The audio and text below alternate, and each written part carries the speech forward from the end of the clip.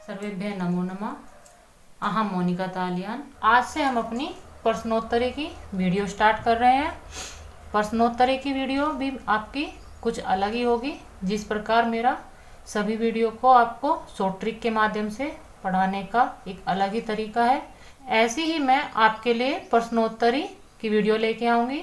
आपको आपके प्रश्न और उत्तर कुछ अलग ही तरीके से पढ़ाऊँगी।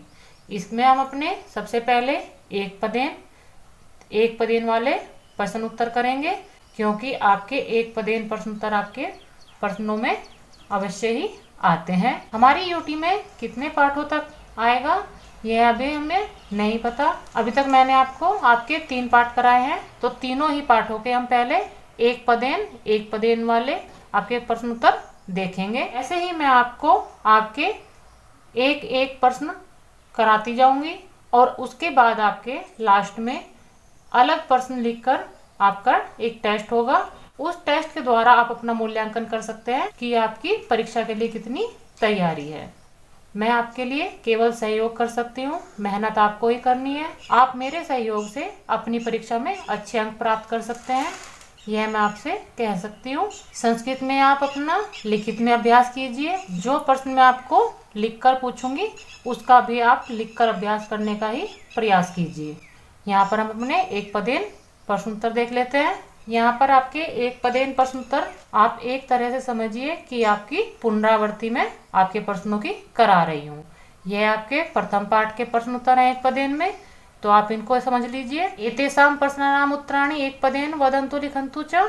आपके जो प्रश्न आएंगे उसमें आपका वदन्तु नहीं लिखा रहेगा, क्योंकि वहाँ पर आपको बोलने की आवश्यकता नहीं है। वहाँ पर केवल लिखन्तु रहेगा कि ये जो आपके प्रश्न आए हुए हैं उनके उत्तर आप एक पदेन में एक पद में लिखिए। एक पदेन का कहने का अर्थ है कि आपको एक ही शब्द में आपके उत्तर देने होते हैं।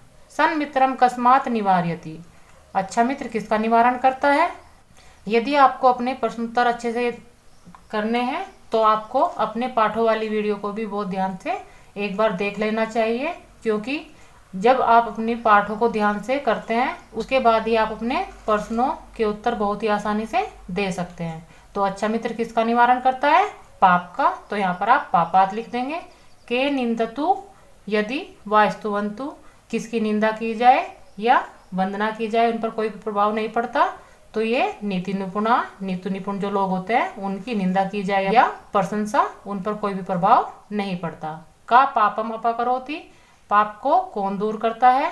सत्संगति, अच्छे लोगों की संगति पाप को दूर करती है। अधमा की इच्छति, जो नीच प्रवृत्ति के व्यक्ति होते हैं वह किसकी इच्छा करते हैं? धनम, धन की। सर्वे की दर्शा संतु, सभी कैसे हों? यह आपका पहली ही कारिका है कि सभी निरोगी हों, तो यहाँ पर निरामया आपका उत्तर है। जैसा मैंने आपको बताया है, मैं आपके तीनों ही पाठ के पहले एक पदेन के प्रश्न उत्तर आपको याद करा रही हूँ। तो ये आपके दूसरे पाठ के एक पदेन वाले प्रश्न उत्तर है, आप इनको देख लीजिए। का कहा चट कहा च कुत्र सुंदरम गृहम अपश्यताम। कौवा और चिड़िया अपना सुंदर घर कहाँ देखते हैं? वृक्षे, वृक्ष पर।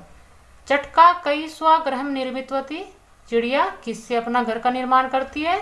तिर्णई, तिनकों से। का खिन्ना आसीत, कौन दुखी थी? चटका, चिड़िया। चटका काकम किम त्यज्यतुम कथयति, चटका चिड़िया कौवे से क्या छोड़ने के लिए कहती है? चिंताम, चिंता।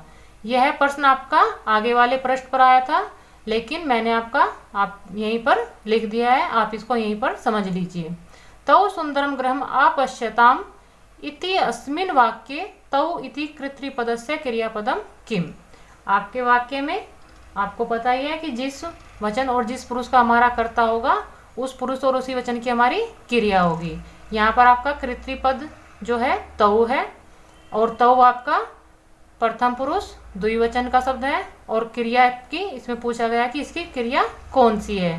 तो आपको पता ही है कि जिससे कार्य के होने का पता लगे वह आपकी क्रिया होती है। तो आपका अपश्यतम आपकी क्रिया है। इसका उत्तर हमने यहाँ पर लिख दिया है। पाठ 3 के एक पदेन वाले प्रश्न उत्तर देखेंगे। कस्याः साम्राज्यम संपूर्ण विश्वे अस्ति, किसका साम्राज्य पूरे विश्व में फैला हुआ है?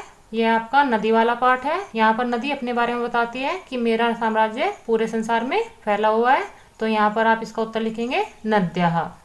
कुत्र महानगराणाम विकासा भवति, कहाँ पर महानगरों का निवास होता है? नदी कहती है कि मेरे किनारे पर ही महानगरों का विकास होता है, तो इसके उत्तर में लिखेंगे आप नद्यः तटे, नदी के किनारे पर।